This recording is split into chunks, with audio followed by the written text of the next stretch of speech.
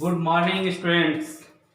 त्रिकोणमिति के सिर्फ इन 5 सवालों को जानिए और पूरे त्रिकोणमिति के जो कोण से संबंधित सवाल हैं उसको चुटकियों में हल करिए। अगर आपको ये वीडियो समझ में आए तो इस चैनल को सब्सक्राइब करें, बेल आइकन बटन दबाना न भूलें, साथ में लाइक भी करें। तो आइए फटाफट आप लोग रफ कलम और किताब निकाल के बैठ जाइए और देखिए व्हाइट बोर्ड पे आपको 5 सवाल दिख रहे हैं। नंबर 1 है cos a बराबर कर्णिक 3/2 तो tan 2a का मान ज्ञात कीजिए। दूसरा सवाल है sin 60 अंश बराबर सिद्ध करना है 2 sin 30 अंश cos 30 अंश, इसको सिद्ध करना है। तीसरा सवाल है tan 3x बराबर sin 45 अंश cos 45 अंश प्लस sin 30 अंश हो तो x का मान निकालो। अगला सवाल है चौथा नंबर, यहां यदि x बराबर 30 अंश तो सिद्ध करना है sin x बराबर √1 माइनस cos 2x/2। लास्ट सवाल 5वां नंबर है, त्रिभुज PQR में कोण Q 90 अंश है, कोण Q समकोण है।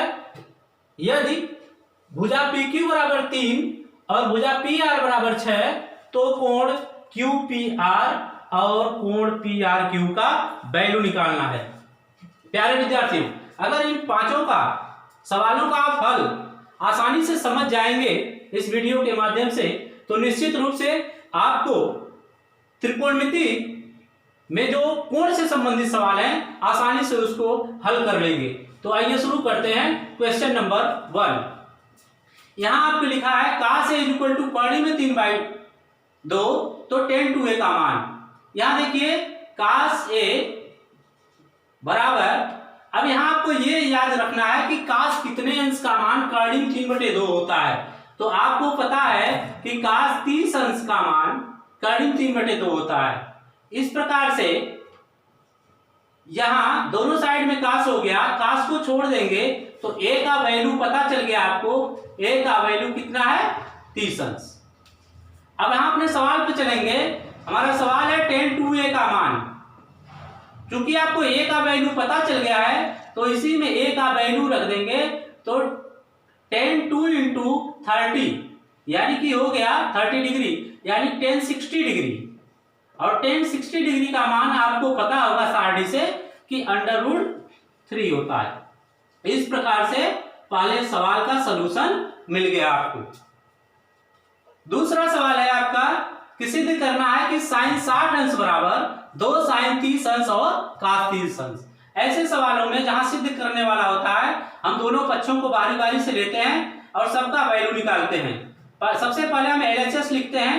LHS मेरा है sin 60 अंश और इसका वैल्यू होता है कर्णी में 3/2। आपको पता है, आप याद किए होंगे, समझे होंगे। अब RHS लिखते हैं।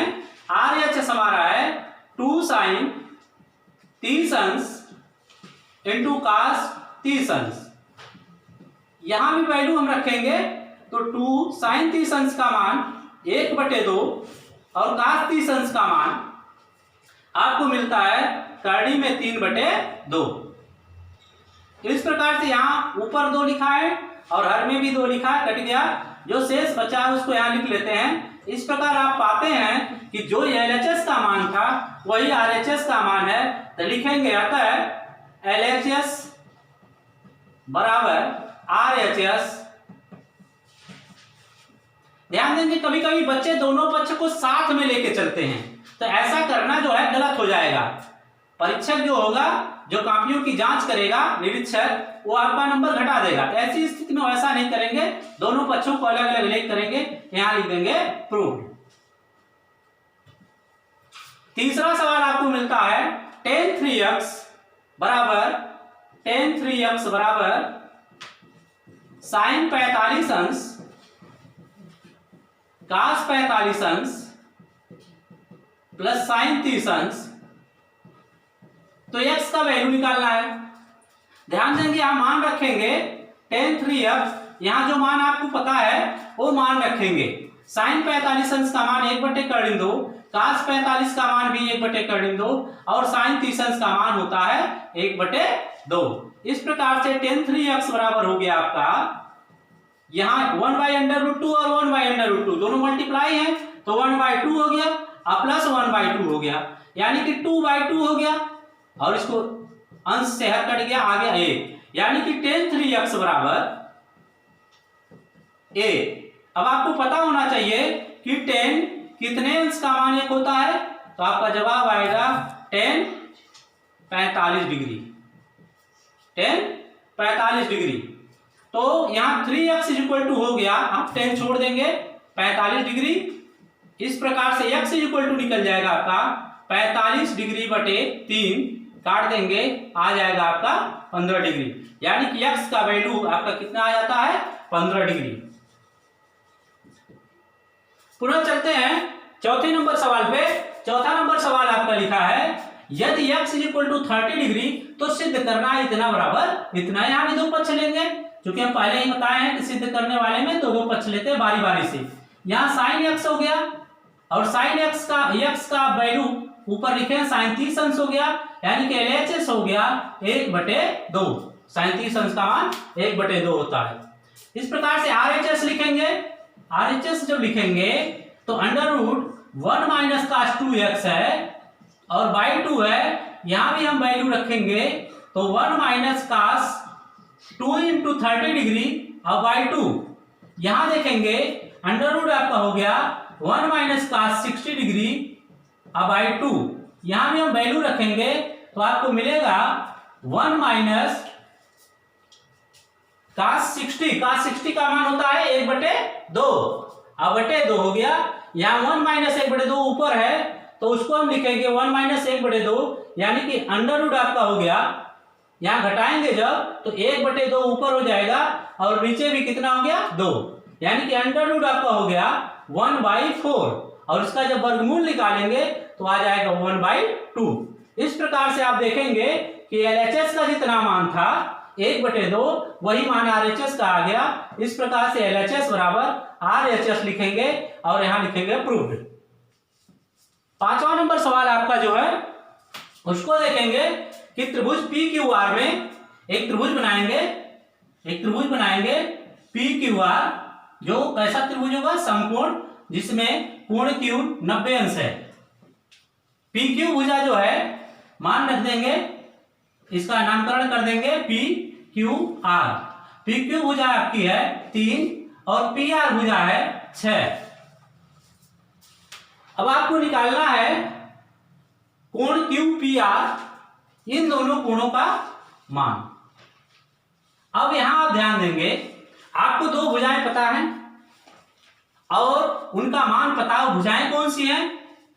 वो भुजाएं हैं आपकी, इसको कोण R के लिए आप इसको लंब कहेंगे और इसको कर्ण कहेंगे कोण R के लिए।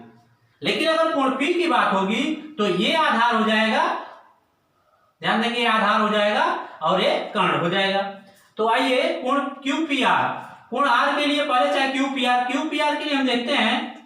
यहां देखेंगे कि आधार और P के लिए आधार हुआ और ये कर्ण हुआ, तो आधार और कर्ण में किसका संबंध होता है छह त्रिकोणमितीय अनुपात में? तो आप कहेंगे कि कास का।